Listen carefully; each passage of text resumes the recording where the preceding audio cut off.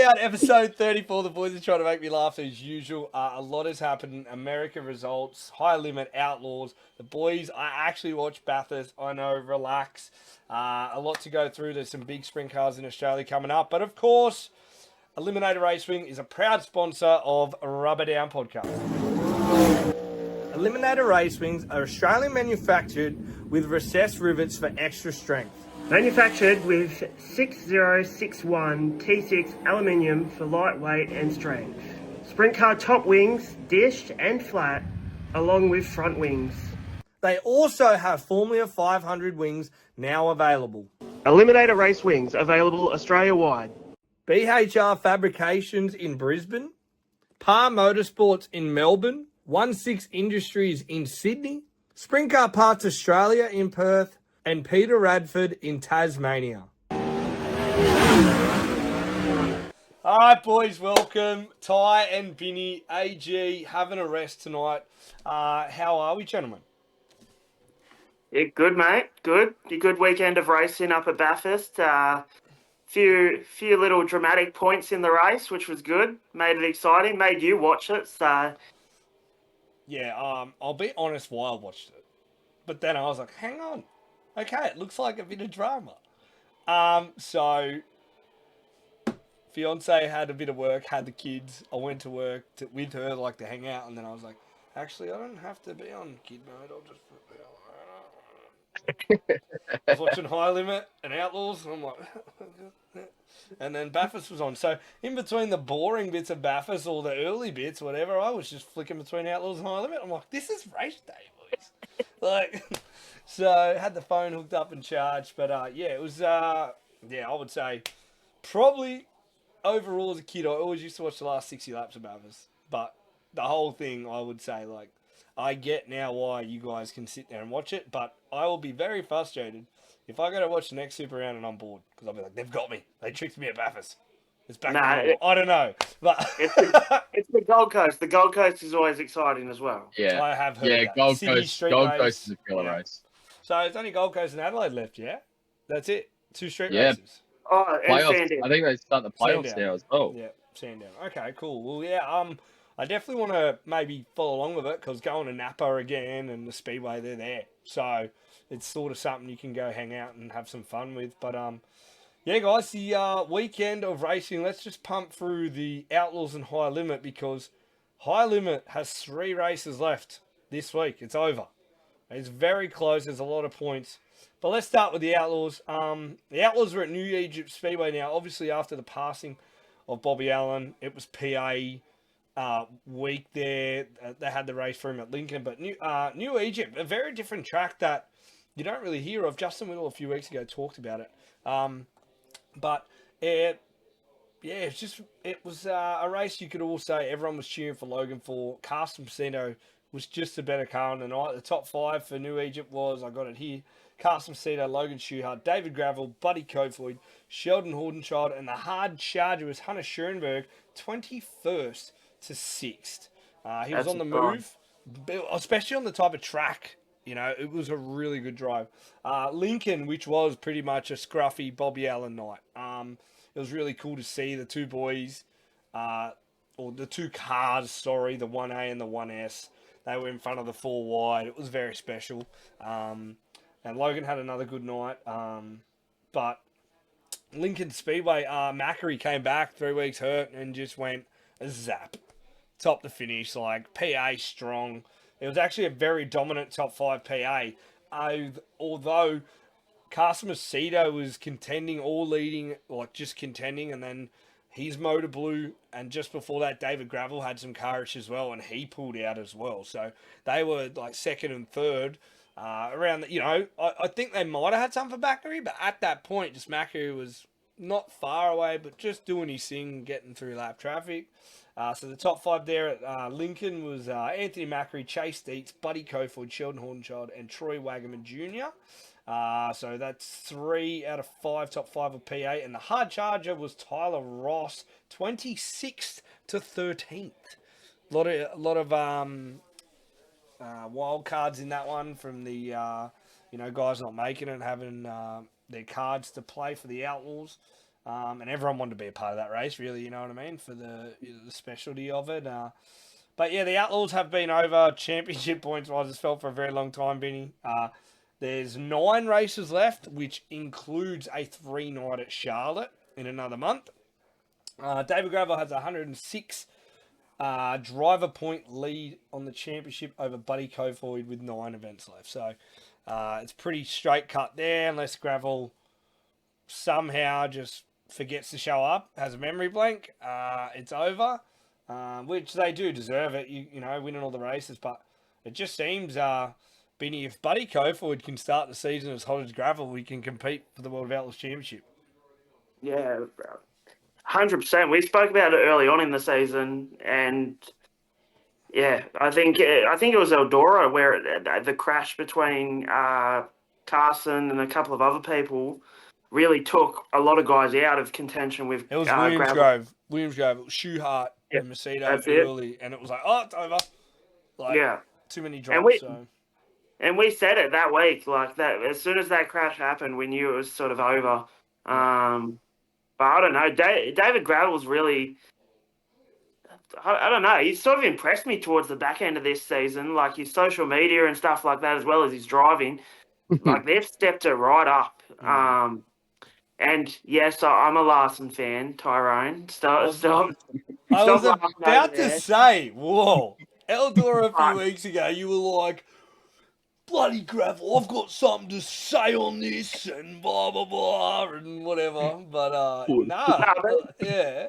Watch your Tyrone, mate. PG, mate. Hey? You don't need to fill every gap, all right? Especially, like, I really enjoyed David Gravel's reel that he posted over the weekend, and I sent it to you. That camera on the front of his car during time trials was awesome. That was one of the coolest cameras I've seen in that sort of setting for a while. So I did one at Canberra on Lachlan Corn's car on a heat race, but it was juiced up, and then Sturton just drove in front of him and caked it. But I'm like, but how it happened in the right rear scene, you go, and it gets caked, the noise. I'm like, that is something I probably could use forever. Like that image of just, like it probably could be a transition on the stream or anything, you know. So it was really cool. But I can't wait to maybe try that on the weekend at Perth with someone like at that speed, you know. It's Canberra versus Perth Motorplex. So that would be pretty cool. Yeah, hey Ty, you love your chalky milk, yeah? Oh yeah, it's not bad. All right, so David Gravel, Vinny would know his socials. I don't know when this started, but has been pumping and promoting. Fans give him chocolate milk everywhere he goes. I love it, like so unique. But in Australia, if you were to give David Gravel your favourite chocolate milk, what would it be? I'd just give him a whole tin of Nesquik, wouldn't you? Give him that. Nesquik? Give him the whole tin. I'll pay that, bro. No, so you're going to make him a personal. No, I'm going to say, here's the whole supply while you're in Australia of Nesquik. Have at it, champion. This many spoons, this big of a cup, bit of ice, maybe. I'll even say, look, I know you like your American feds sometimes do thing a bit upside down, so here's some strawberry just in case you feel like changing your preference. Don't you say that. Don't be that guy. Benny, what type of chocolate milk would you give David Gravel? Just a Big M. Big M? Yeah, I love the Big M chalky milks. Yeah, they are pretty good. I'd give him chocolate oak out of the carton. Oh, Big M must be a over east thing because I don't think I've ever seen it in WA. A Big M or an oak? A Big M. Oh, Big M. Yeah, they're like, Big for M's me, massive. That's like certain service stations have Big M or oak over here. Like, we've got oak. Between. Yeah, or the 750 oak. That's a bit much. Oh, yeah. That's the Natural Classics one, isn't it? Is that the one you're talking about? That's just a big oak that if you know macros and that, you're like, this is too much milk and fat for one person, but I'm gonna drink it. Yeah, the cream of the crop. Oh yeah, the much. I will say I'm very surprised to see old Larsenite over here pumping up the Grav man. Mate, he's wearing a Ripper Jason Kendrick shirt, but also David Gravel colours. Look at him, he's swapped shit. Yeah. So watch him. Jumping shit. He's feeling happy. I'm glad none of you said Milo because if you, I drink Milo, but I honestly don't get the hype of a Milo. I'm sorry. I Oh, just think it's like, but Milo's not really chalky milk. what Majority is of the it though? time, See what I Yeah. mean? majority of the time it's It sits at 90% milk. Milo and 20%, like 10% the rest. Yeah, well, I'll tell you a story about Nesquik real quick before we get thanks Sprintcars. You brought it up. So I reckon from kindergarten to I reckon year 7, every day I got up and I had this Oh, perfect like shaker bottle that I think was like my mum's when she got some fad diet shaker that I stole, right? And I used to put like because it got to the point where mum would let me do it myself, and I would put like 3 tablespoons of Nesquik in it and milk, full cream, chocker. I'd have to shake it that hard to mix it. I swear it nearly went black. There was that much Nesquik in it. And I'd be drinking it, watching Toast TV, just chewing on it. Like, you were blocking toilets at school, weren't you? never broke a bone. You were Never. blocking toilets So at school. I think the Nesquik got the calcium through. Still to this day, touch wood. You should But have yeah, just a nest quick the day before you went to the BMX track. didn't break anything, just hurt internal organs. Okay, relax. Yeah. Maybe that was the trick, though. What? Going to the toilet, going, this is hard to go to the toilet. Oh, it's a different colour too. Anyway, all right. So back to racing. The High Limit guys had a 2-night show at Lakeside Speedway. This was a cool track. The thing about Outlaws, they go to these Outlaws for say go to tracks, but it feels like they rarely go to a new track that we've heard of because the Outlaws have been around for so long. There's been history that they've been somewhere. I mean, they haven't been there for 25 years or 30 years. With the High Limit guys, I feel like they're just doing the opposite and going to tracks I've never heard of. I've never heard of this one, but it raced really well. First night, a bit too quick all night. Didn't really slicken off. The top 5 was Brent Marks, Aaron Reitzel, Brad Sweet, Chase Randall, and Brennan Crouch. That was really good for those two, which was, Chase Randall's first season with the High Limit and Brendan Crouch second, but first in the CJB car. I feel like Brendan Crouch has really stepped up over the last probably 3 months back end, and he's young, and I think if they stick together, that team, and he's only progressed each season. The hard charger was Xavier Donny. New, probably a local guy, 20th to 13th on a very fast track, so that was good. But night 2 is where it was a big weekend for points as well. So Brad Sweet pulled it out, got it done. 3 months he hasn't won for Brad Sweet, but he's right there in the, still hanging on the driver championship, and he's still in with the team points, only 30 behind Rico's in the team points. So Ryan Tim second, looked like he had it, probably won, but just got to lap traffic and car wasn't as good as he wanted. Rico Abreu, Aaron Reitzel, and Brett Marks. Hard charge was Joel Myers Jr., 24th to 14th on night 2. Yeah, it was good for the points. Rico Abreu has a 30-point lead in the driver championship over defending champion Brad Sweet. And Rico Abreu Racing has a 20-point lead over Ridge and Sun Racing, which is Aaron Reitzel's team, by 20 points. And Casey Kane Racing with Mike Kerb, 49, is only 10 points behind Ridge and Sun. So it's 20 and 30-point gap between those guys. Big weekend coming up here. This is Brad Sweet time, I feel. Ty, like Brad Sweet, he's going for, another championship in a row between the Outlaws and High Limit. And you've seen it, in person at Perth when the big time's on, Brad Sweet stands up. Yeah, absolutely. Like, Brad Sweet, I feel like kind of during the season, he's just like, he's there or thereabouts. And then the last 3-4 races, he goes, all right, I'm going to win this. Easy done. He just does enough during the season. And especially watching him at Perth, like, he just knows when to turn it on and when he just needs to be good enough. He doesn't need to overdrive the car. So, I don't know. I feel like exactly what you said. I feel coming into these last 3 races, Rico's probably not, I wouldn't say he's under the pump, but he's definitely got a little bit more pressure than he would usually maybe have. And he's got to step it up a little bit because he knows Brad will just go, bang, I want to win this now. Yeah, well, 3 events remaining, guys. So they've got the last midweek at Lucas Oil Speedway, which again, Rico Abreu leads that by only 6 points over Tanner Thorson, who had a bit of a great spell there in the middle stuff at Lernerville and some other tracks. He's picked up 2 feature races this year with the High Limit Series, but the midweek is there. Some big money on the line there too, which there's so many incentives in this series that you hear about. I just feel like the Outlaws bidding, they have to start adding stuff. Like, or what is there, like, you go, well, there's so much more for us maybe over on that side of the grass. Yeah, well, we spoke about this earlier in our earlier pods. They've either got to, bring the additions of new tracks on board, change the format, which if you're someone that likes the history of the sport, you don't really want to see that. Implement something like the playoff system. You've seen Supercars implement it. NASCAR's done it for a long time.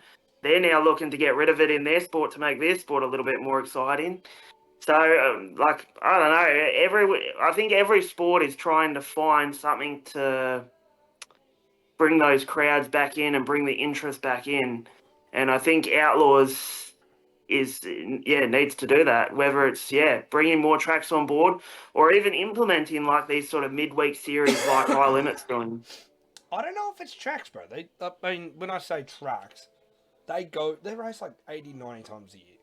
Like, so when the High Limit's not there, they're going to be elsewhere. They try and mix and match it, but it's just getting to the point of, is it quality drivers versus more over there? Is it? I can't say that. I'm not a driver. I'm not a thing, but it just feels like, going into an Outlaw show, gravel, Macedo, Kofoid. Like, that is it. I feel like the last 6 months, Schuhart looked great at the start, but again, these guys at the start aren't starting as red hot and ready to race as David Gravel. So he wins it like in the first 3 months. He picked up like 10 feature race wins. Yeah. You know what I mean? And then these guys are out of the 5, in the 5, 6th, 8th, 10th. Like, you cannot win a championship if you're not top 5 every night. Like, legit. You know? My hands, I'm doing the Will Farrell, Ricky Bobby hands right now because, honestly, I had 2 shows in front of me on the weekend. Outlaws were early. High Limit was after. Everything about the flow and High Limit just feels really good to watch. It's not stale. The Outlaws show, yes, it was good. It was a Bobby Allen night and stuff, but, like, the Outlaws got lost again to PA. Like, PA is a lot of great cars, and Macri could push for a national championship if he went to High Limit or Outlaws full time. But he doesn't need to. That's just how they work. But it really is interesting that is the Outlaws versus PA story now showing that the Outlaws aren't as strong anymore. Like, they've lost this year to the posse. That hasn't happened for a while. Yeah, I don't know. I don't know. I don't know whether I agree with you or not here, because whether it's the quality of drivers. Because you look at High Limits that's last what I mean. year. It's so hard. You look at high Limits last year. Didn't Brad Sweet really clean sweep that? He did. Dominated. Like, I think it just depends. Like, you might get a series one year that's really close, and it's the same with any series. Like, you look at F1, we went from Lewis Hamilton and Max Verstappen being really close to just an absolute blowout by Max Verstappen. I'll probably rephrase this. Just thinking. Quality of drivers, the drivers are there. It's actually coming down to where the crew chiefs are right now. Let's be real. David Gravel has Cody Jacobs, weapon. Yeah. Rico Abreu has Ricky Warner. Brad Sweet lost his long-time crew chief. Look what's happened. New team, new everything. Not as good, still up there, but he definitely ain't at this pace of what he used to be.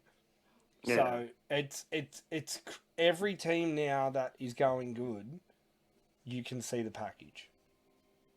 Yeah, and I feel like High Limits has also had that real silly season during their season. with the chopping and changing of either drivers, crew Outlaws or chief. High Limit?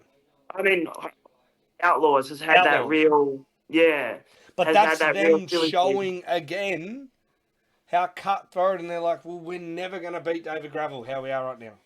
That's what it has to be. Like, they have to be going, two's the standard. This package cannot go around again. And that's like you've seen Hordenchild and his crew chief go, well, obviously the Noski is not it. And then you've got now Logan Schuhart's team got rid of the crew chief already, like the season, because they're doing what Ricky Stenhouse said about why they got rid of Schuhart and Ripper. Oh, no, sorry, Rip, the crew chief from the 17 was because I need to get ready for 26 because I cannot do this again. Like, we're behind the eight ball. How are we going to compete? And Logan Schuhart's team obviously seen that too, and that's why they went, well, we're just going to start now, or whatever. But there has been some rumblings of the situation with the Gio Selzy, the Tyler Courtney. I think there's something really big that's going to come around that. Who's going to be in the NOS 17? What crew chief they're bringing on board, but I think it's going to be pretty juicy. And I think they'll wait till about the... Normally they leave these type of things to like the World Finals, so there's news buzzing and stuff like that. But Kerry Madsen, what ride's he going to have next year? Out of the Tony Stewart ride now. Does he go back to the 55? I don't know. I know he is coming back for Diamond Bay. Probably like November, December he normally comes back. Not doing Maddington Toyota again, but they'll come east. But yeah, so they got the 3 races here, High Limit, before we lose track of that. And then you got the double header at the weekend at Texas Motorsport, which is cool. 2-night show, just like we had. High Limit are really focusing on the ownership championship, which I love how they talk about the charters and this. And I really think maybe us losing our national series here, seeing the High Limit system, surely we're going to put our brains together and go, we really need that concept here, this concept. Not like, I mean, all day just rip off High Limit, but I mean like the charter programs and promote and helping team owners. Like, we need more team owners. Don't worry about the drivers. The drivers will work themselves out. There's a million drivers in the country. Anyone could, I mean, Vinny could be a driver tomorrow, but he ain't a team owner tomorrow.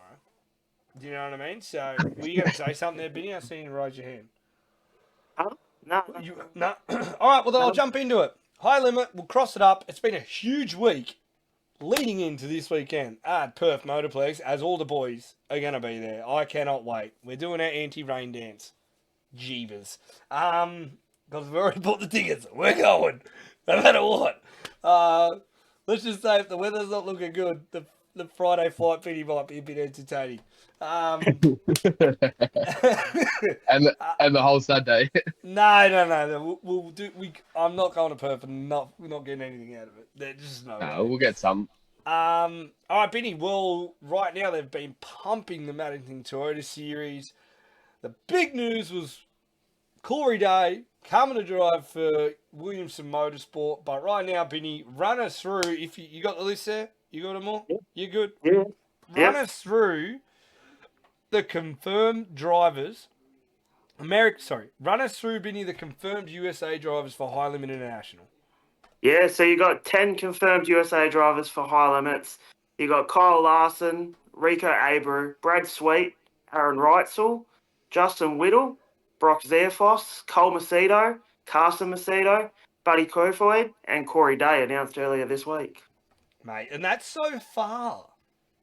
So I did see a thing with General Manager of Perth Motorplex, Gav Margo, say 15 potentially. So 5 more spots there.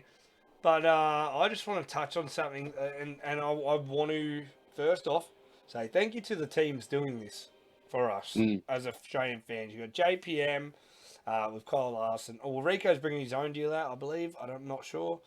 Brad Sweet with Landrigan Motorsports. Aaron Wrights with Monty Motorsports. Justin Whittle with RBH Racing, Zerfoss with Gold Star Transport, Sean Curran, Carson Macedo with J&S Racing, Kate Amanda's car, the team last year, Cole Macedo now with Highline Motorsports, Kofoid with the Pigdom Race team, that was the car Cole Macedo had last year, and obviously Cal and Williamson for Corey Day. Like, you got to remember, and some of the guys are 3 nights, some are 4, some of the whole of Speed Week. But who knows? The new guys are coming out, and who knows who's going to come to the Classic? I don't know. I'm sure. I remember Rico came to the Classic. I don't think Brad Sweet really comes. I'm sure the Macedo boys might, but I don't know about the rest. I definitely know. But like the one car, guys, I really want to hope is his car. Is I hope I get to see the 83 Rolf in Australia. Oh, Could you imagine? yeah. That the white, just as is, because one, it's an outlaw car coming all the way to Australia to race a high limit event. Obviously with a different team and stuff, but man, you can't tell me that would not be. Besides maybe, all the guys' shirts, but you can't say the 83 Roth shirt high limit down under will not just go off the shelf. Yeah. I'd even buy the maroon one. I'd want a maroon one. Just this one's.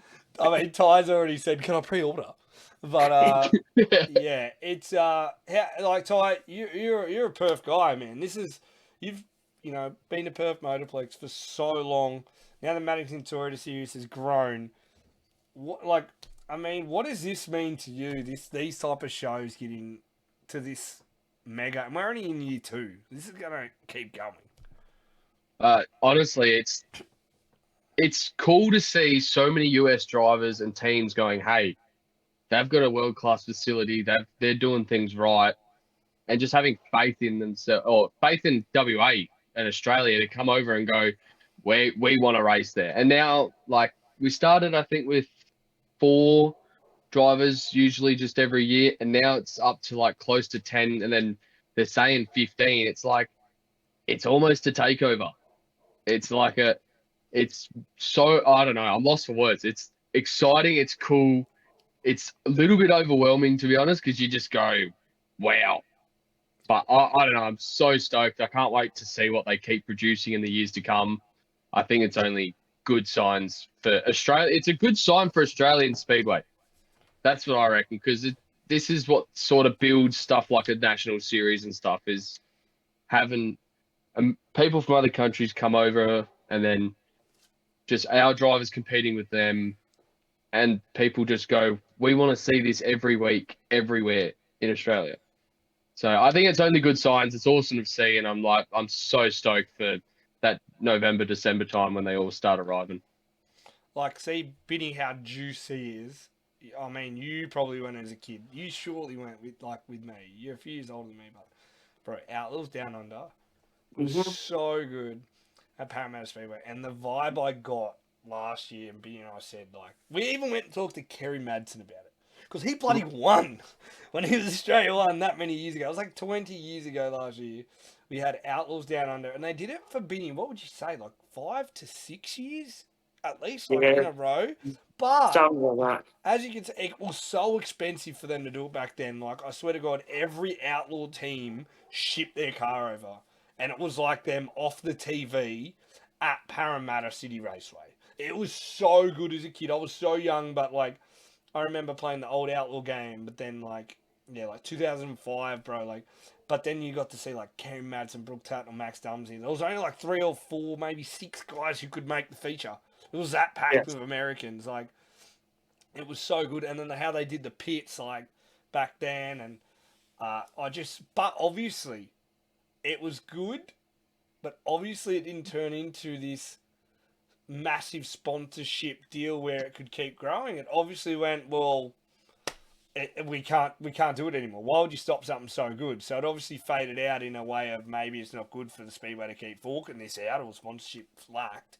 But I don't think we're at a point with Maddington Toyota and all the other great sponsors in Perth that there's no way I can see this happening like Outlaws Down Under. I can see it only going one way, So we're saying 15 now, boys. 28 people make the Plex features. If there's 15 Americans, the Maddington Toyota Series through this period is going to be, especially the 3 nights at high limits, the most intense, and you might even not think about it. because you're like, where are the boys? We could see we could see the guys if they have bad nights fighting for the championships in B main transfer spots to sat stacked. Do you know what I mean? Like, this is where we said last week, it is that hard with the Maddington Toyota Series and the high limit. The high limit could separate the championship if you have a bad weekend. Like, that's how hard this is gonna be now.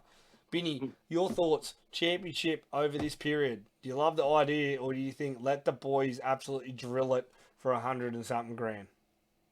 No, I like it. I like having the series inside like another series. It's cool, and I like the midweek series that High Limit's doing. That's cool. It's just a little like another little incentive for the teams that can't run the whole season. Yeah. And yeah, I just think it's crazy. Imagine if we get to the year that you're going to have 28 Americans out here, and you're not going to see an Aussie make the show. Like, imagine the year that happens. Like, you're going to see 28 of the world. Like, I say the world's best, but like you're going to have 28 Americans out there. Like that would be the year that it would be crazy. But yeah, I think it's cool, and it will be interesting. You saw how much it hurt Cal last year sitting out that race at Bunbury. And then I think he had more problems later on at the Plex. So, like, that was two sort of races that really sort of cost him that sort of championship. Well, the thing is starting. You can still transfer from a B, but if you don't take the green, it's like a lot of points you don't get. So, making it and wrecking, okay, you're still getting, like, starting and whatever points, but literally, like, taking the roll around, doing the 4 wide, then pulling in is like, you can't, like, it's just, it killed the series. It did. It was very close at that point, but, and Dame was having a rough night. Yeah. You know what I mean? It was going to be a big talking point. I'm pretty sure that's the night Brad Sweet rolled over at turn 1 and 2 at Bunbury. Yeah, you called it. You're very happy with your filming skill there.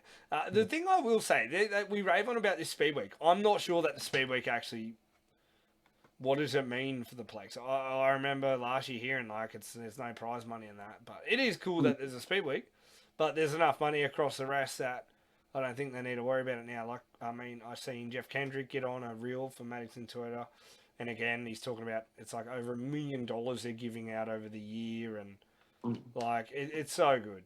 Like,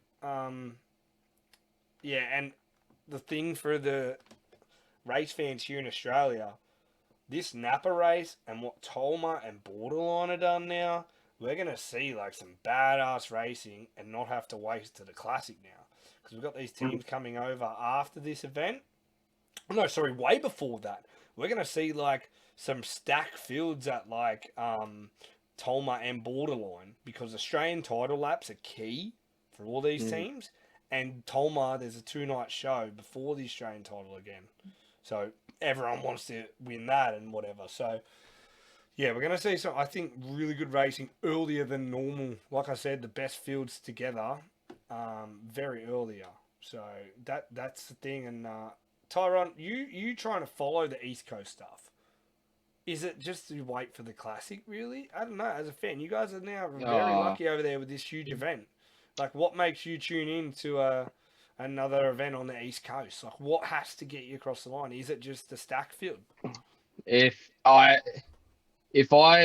am to sit down and potentially sacrifice not watching a Motorplex event, or just even if there's not Motorplex on, if the field's not there, and if it's not most of the time, I hate to say it, if it's not the Classic, the title, or maybe even something like T-Bar or something like the upcoming race they've got, I genuinely won't waste my time, because you just go for it. I don't think it's got that attraction yet to maybe people out of state as it does the whole East Coast.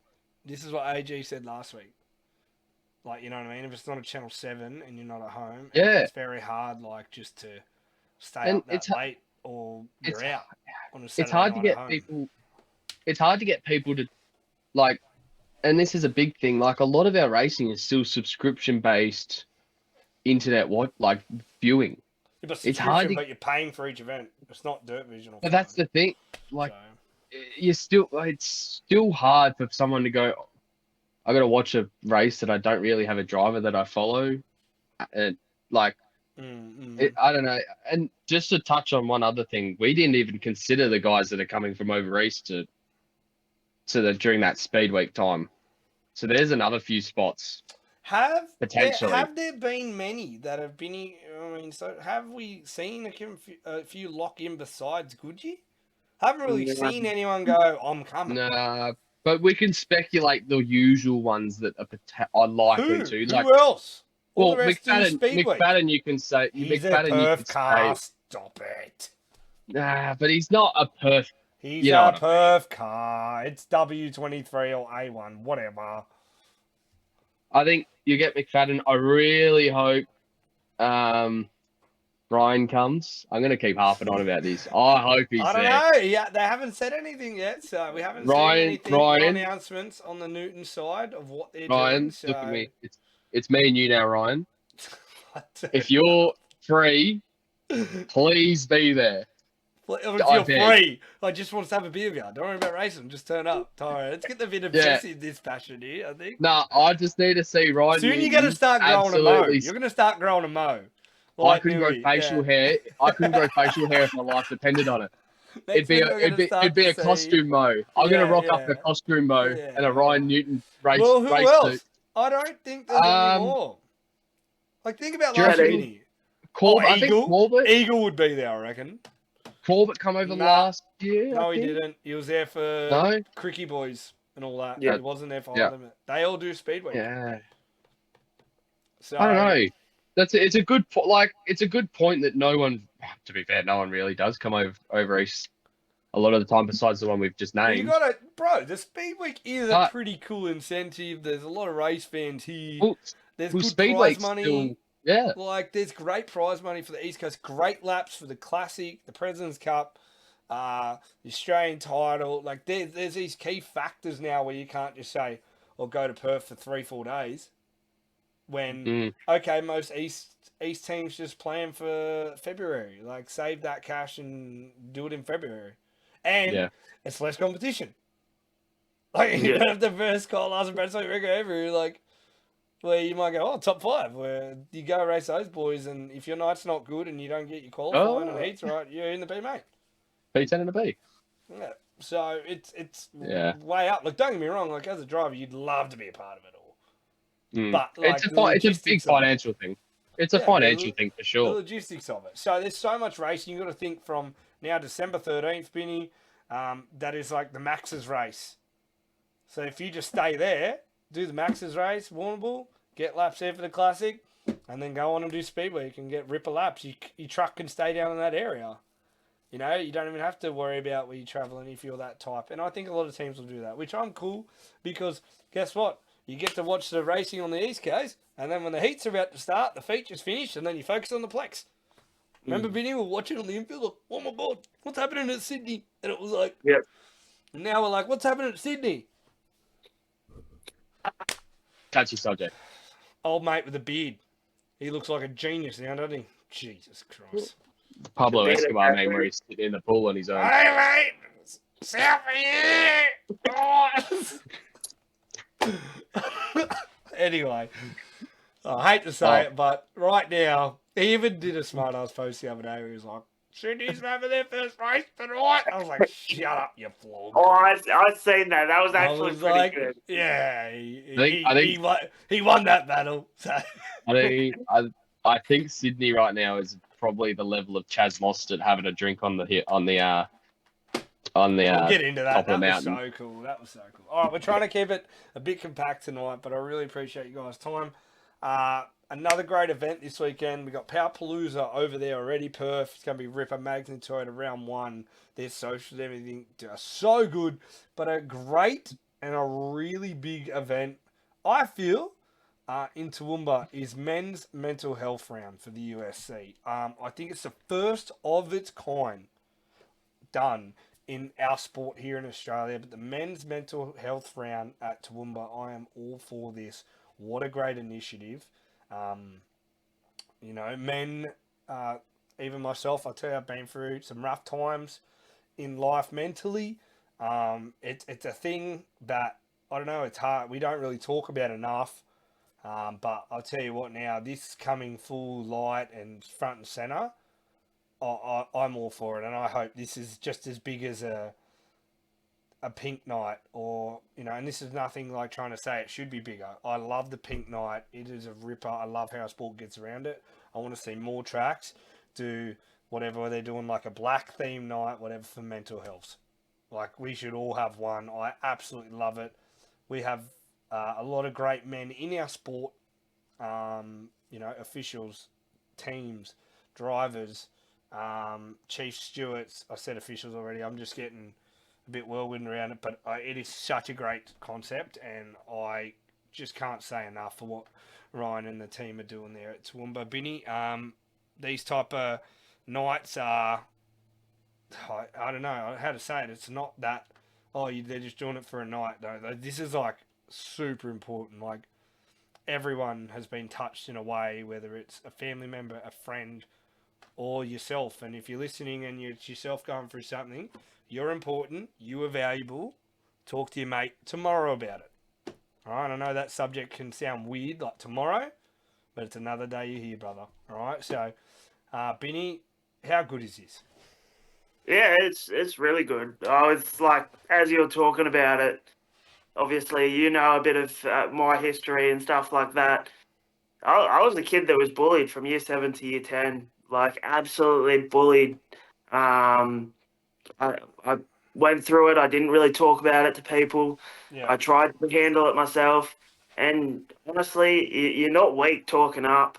Uh, and I've learned that over the last year as well. Like, I had a pretty rough time at the start of this year, and I figured out who my close friends were and really stuck around them and got them around me and spoke to them when I was feeling down and upset and not in a good place. And I think it's good to speak up and don't feel like you're weak if you can't, because like, or don't feel like you're weak if you need to talk to someone, because you're not. No one's like unstoppable or Superman. You've got to speak about this sort of stuff. Otherwise, yeah, you bottle it up, and yeah, it doesn't end well for you or your loved ones majority of the time.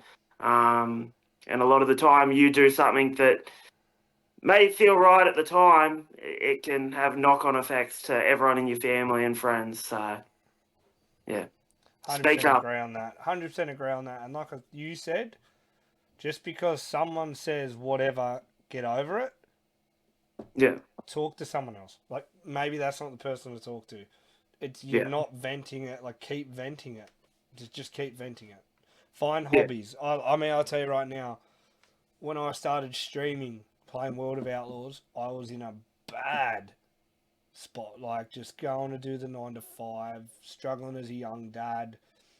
I guess I just played PlayStation to zone out, but then when I got a bit of love back from the community, I was like, hang on here, maybe I have found something that I can use as therapy, talking to people. And, a lot of people, when you're streaming or you make videos, they comment on this, thank you so much, I've been waiting for this. Like, that's another impact that I never really knew when we started traveling, Binny.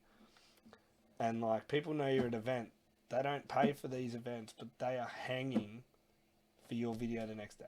And not because they're a super fan, but they're like, this, Code's video today. Like, there's these little things you don't think about that can change someone's day or life. Even me. Binny, we could be traveling, struggling, like you're tired, you're away from your family, and a fan comes up and just goes, hey man, I really love what you do, I watch it all the time, they have a shirt or a hat on, and you're just like, that is so cool. Like, and it can just change a whole week or a month. Like, or it could change your whole night of creativity. You just see a film and cars go in circle, but then you feel that and you're like, you know what? I'm going to make this video badass for that guy. Like, or whatever. So I appreciate everyone when I'm traveling and that coming and say, hey, I really do. I've got all the time in the world. If we're a part of your life in the pod or anything, come and say hey this weekend if you're at the Plex, because it makes us just keep doing what we do. Ty, your thoughts on this initiative It's a touchy one, but it's so good, eh? Oh, it's honestly, I think it's an affair. I don't know, lost for words. Like I'm absolutely rapt that we're finally getting around to highlighting the issues that we do have. Like we've got young men and all that are under so much pressure doing these races. Sometimes they need a chat. Sometimes a Yeah. fan coming up to them, like you just mentioned, they go, "Oh, I love you. I follow you. Blah blah blah." That just goes. Same thing. I'm gonna work my ass off tonight for that guy. Yeah. Like I think it's like we've all three of us, we've got our dark days. You Yeah. can't go without them. Like Yeah. I think it's I think it's a fantastic initiative. I could talk honestly for another 45 minutes, an hour on it, just saying, Agreed. I could. highlighting all the You issues. could. But Yeah. I think it's honestly fantastic. If anyone out there does need help, go hit up Beyond Blue. Go hit up the Mental Health Foundation and all that. Even if you've got a spare $5, go donate because but giving money to them helps them reach out to others and pay like for support and all that sort of other thing. Like I think not long ago at my nationals for the RC stuff, I think I raised about $1,300 for Beyond Blue and for the Mental Health Foundation. Like we ran special bodies that had the butterfly on the side. Like just doing those little things. Even if it's your mate, go check up on him. Go say, hey, how you been? And if he goes, oh yeah, I'm good. Go, no, how are you? Yeah. Sit down, have a 100%. beer.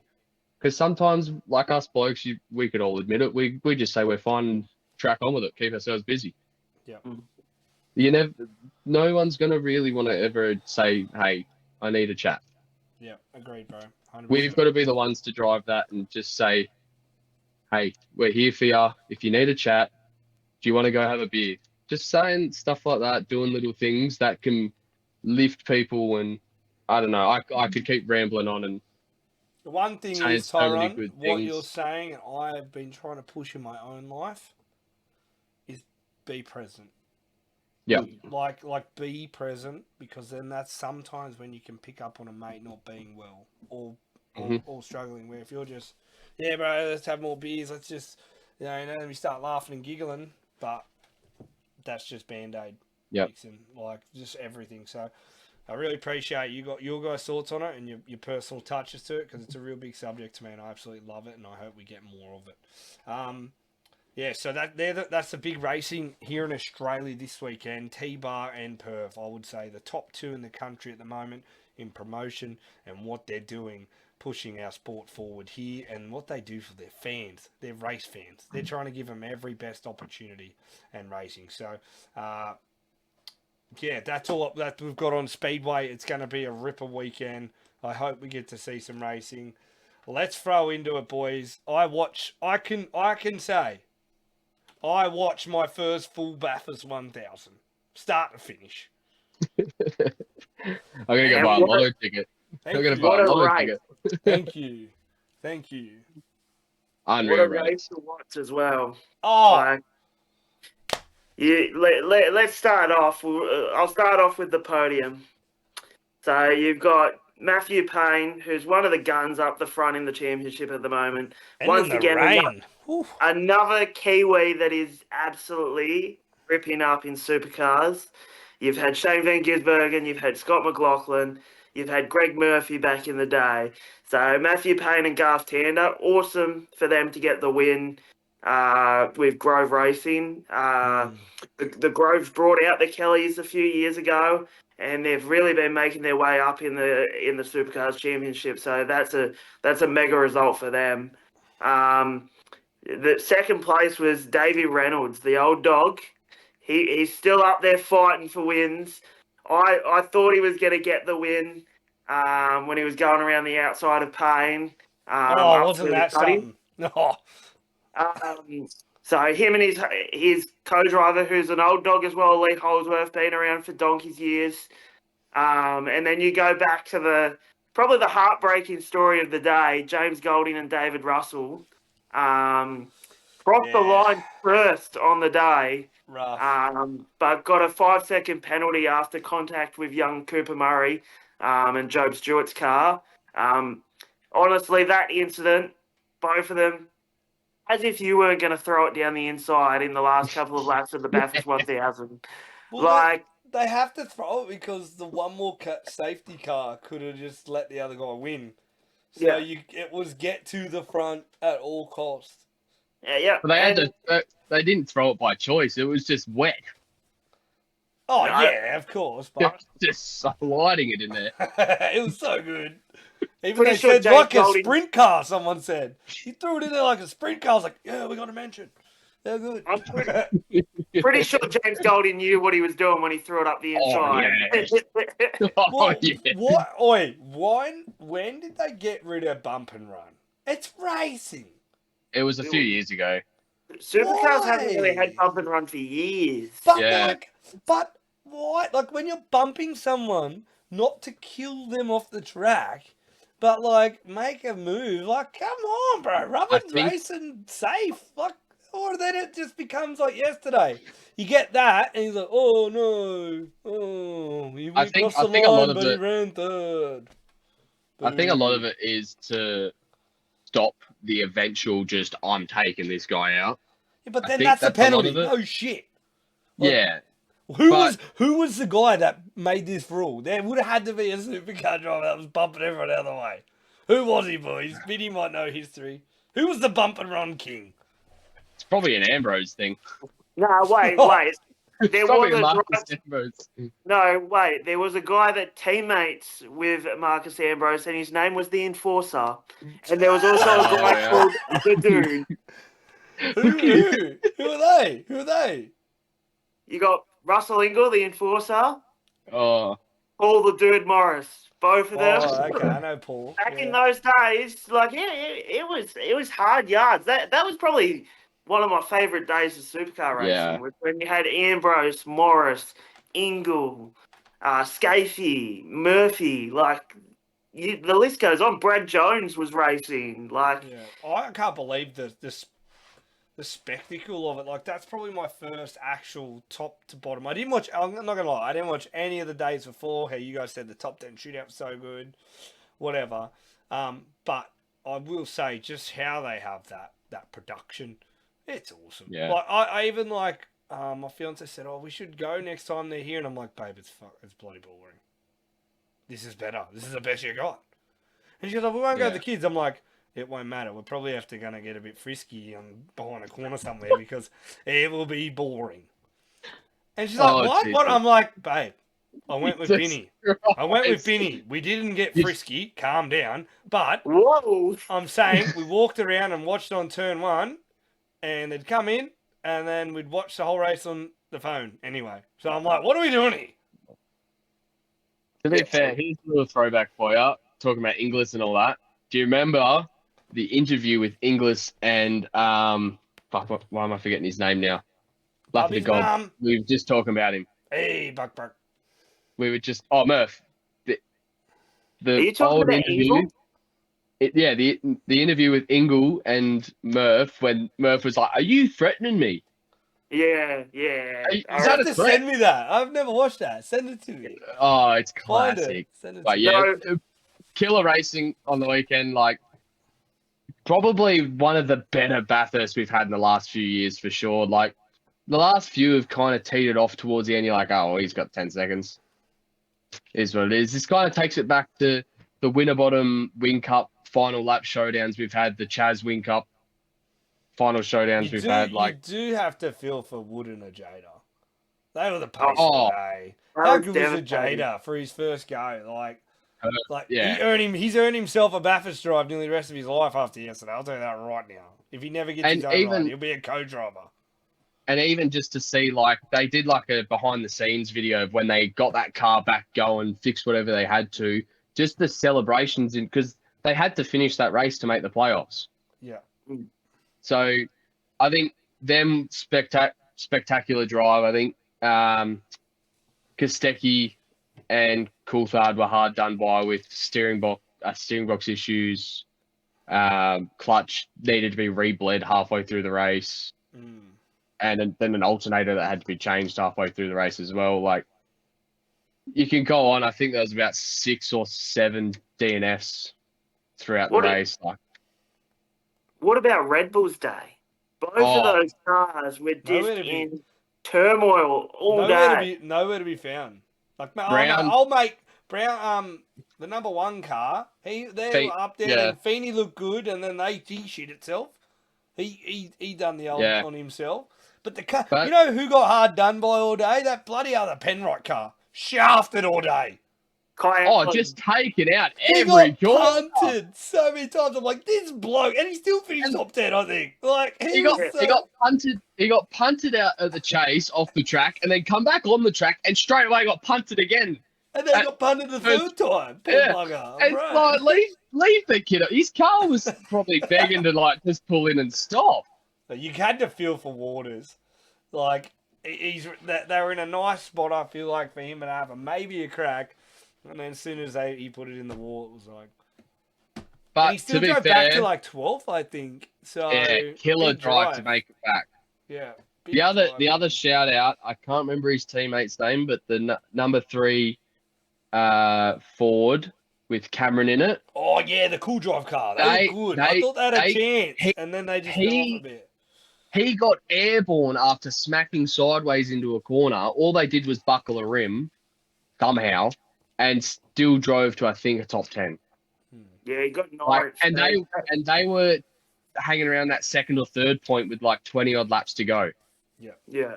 So they killer drive from them as well. Like after basically what everyone thought was a race-ending crash and surely damage that was going to flare its head up. Yeah, for sure. killer drive from them. 100%. Yes, Benny. Oi, boys. So, going through these results, Lounsey and his little rookie mate, Zach Bates, they finished 10th. I should have put that on, not the win. I put the Yeah. win on. Lounsey's top 10s at Bathurst would be an insane stat. I reckon I don't he's nearly finished majority of the Bathurst 1000 he started in the top 10. But you'd have to I'd say be so, wouldn't you? How many he's won? Yeah. I'd be shocked if it wasn't like 75-80% of the Bathurst he's been in. Well, he's got 7 Bathurst wins, so And 25 appearances, I think it was. I think that was his 25th or 23rd. So there's already nearly close to, well, not close to, but there's a third of the races he's been in, he's won. Yep. So Well, that's insane. that's a nuts stat. And to be fair, about midway before How it many- started raining, they looked a chance to win. How many Bathurst has he been in, you reckon? He's Wasn't been in it- something like 23 or 25. It says Yeah. it says actually 32 here. Yeah, that's I don't know if that's probably right. But he's had 14 podium finishes, 12 top 5, 7 wins, but 14 top 10. So a third of nearly double, half of it. He's always in top 10. So That's And- psycho. To be fair, he's not like the last probably 4 years. He's not driving with a guy that's driven a supercar for years. Nah. He's driving with a fresh rookie into supercars. yeah, So like he did do a good job. That guy. Yeah, I felt that's like he held his own. impressive. And I think that's a killer initiative as well from Super Chief, the wildcard entry side of the race, and Lounsey himself. Like, going, I'm picking you, fresh rookie. You've never raced at Bathurst. Let's go do it. And like I said, to be fair, at about the 40 to 50 lap mark before it started raining, you would I was sitting there going, Code's a chance here. There's a chance here. Come on, Lounsey, keep cool. I was like, I'm never going to hear the end of this if he pulls out a 51-1 team. With 20 on it. Oof. Another thing, talking about wild cards, all 3 wild cards finished the On Bathurst the lead lap. 1000. On the lead And lap. in the top 10, wasn't it? Nah, so Oh, the Cameron Crick and Aaron Seaton car dropped down to 15th. Yeah. Oh, okay. They were pushing though. They were around the 12th mark. Another fun fact, I'm pretty sure, I don't know if it finished this way, but they kept harping on about it. The top 7 teams, top 7 positions were 7 different teams, I believe. Yeah, correct. Like, that's even nuts to say, like, how close the field is that And anyone it was could have been there. It was the first time someone's won from 18th as well, they said. Yep. Yeah. So that's big. But I will say, guys, as a supercar fan, and well, you guys are, not me, sorry. You can't tell me that race on TV, the coverage, the drama, how it was called and shown in the pits. I'll tell you right now, if you were there, you had the worst Bathurst 1000 in that weather. Oh, And not for seeing sure. shit. That's why I'll never Like, go. I might go 1 year just to say I've been there, but I wouldn't go there more than once. But I think I'd want to go there as like us and just interviewing people and learning. Like, what are Yeah. you? Let me see your setups. What are you doing here? Like, Yeah. because to me, like that's dedication. Those Wildcats go. Yeah. But like, Yeah, Nothing it was better. miserable there. It was miserable there. It was teeming. It was teeming. It was great television. It was rivers. There was yeah. rivers forming at the top of the hill. And then last 2 laps, they were racing in the clouds. Yeah, it was awesome to watch. Yeah. Oh, killer spectacle. Yeah. Yeah, you have then- that one yeah. guy at the top of the mountain and it's gone 50 years. He's Yeah. been going to the top of the mountain for 50 years. That's insane. Yeah. It's like Imagine the it's his first time he day. watches it on TV. He's never going to go back. Well, that's the thing. I remember Binny, even when we went to Sydney, he's like, yeah, I'm going to go watch the rest of the race at home. And I'm like, what? Like, what do you mean? It was like, well, I'll miss it. I don't know who's going to win and stuff. And I'm like, what are we doing here? It was also about to bucket down rain. Yeah, I was like, okay. Yeah, but nah. I even heard a few people go like, yeah, we went back to our caravan because it was raining and we watched the rest. So I reckon 1 year, like us three, you have to do 2 years. You'd have to do 1 year, us three, up on top of the hill. Oh, first year guard, just literally no cameras and just experience it. And then second Wow. year, we'd have Then to you use do your well, shit. Yeah. Yeah, you know what I mean? Yeah, have some fun. And stuff, I don't know how we haven't touched on it. Chaz Mostert wins Australian of the Year. that was Ripper. He What wins else you gonna Australian do, of the though, Year. eh? What are You gonna can't. do? Yeah. And he's going to win Australian of the Year. You can't not bow out of a race with engine dramas, stop, walk over, put your helmet down and say, give me a Northern.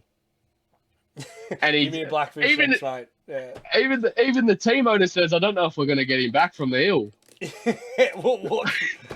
His weekend's done. He's packed her up. But Yeah. all right, guys, that's Ripper. We've just hit the hour mark. I think we've touched everything. Is there anything else you guys want to touch on leading to this weekend at the Plex? Bring on the boys, all catching up in one. Yeah, it's gonna be sick. And F1 in Qatar this weekend. We'll be at the so- airport, won't we? Yeah, so no, well, it starts at 6 a.m. the race. So it'll be What- Monday morning, 6 a.m. Oh, okay, fair enough. Who's favourite to win around that circuit? I would say the McLarens are going to be pretty strong around there. No. I It's don't back think to their, it's sort of back to their preferred tracks Yeah. of high speed corners. Okay. Yeah. Nice. So, but in saying that, the Mercedes might have a good crack there with the pace they've been showing with George Russell. And you know what? I really hope Kimi Antonelli sort of can pull something out and maybe get his first win in Formula One. Oh, How's off this this guy? Antonelli thing. I kept How's hearing this you guy? guys say this for 10 months. He's never going to First- win. First he jumps off last and onto the gravel train. Now he's jumping off the Verstappen onto the Oh, Antonelli train. Get off it. bit Kim Antonelli, mate, and David Gravel. You know, I used to be cool, but now look at me. Let's see how much Oscar Piastri can get done over this weekend. Red Bull does not have wings. It'll be good. I hope they have wings. And cut. Yeah, all right. Thanks, lads. Awesome episode again. Have a good week, and I'll see you Friday. We've got to work out our trip and stuff, whatever we're going to do, plan it. And then Ty, we'll see you Saturday, hopefully, either way. Or on the weekend. Bright-eyed. Bright-eyed and bushy-tailed. So. Yep, and cut.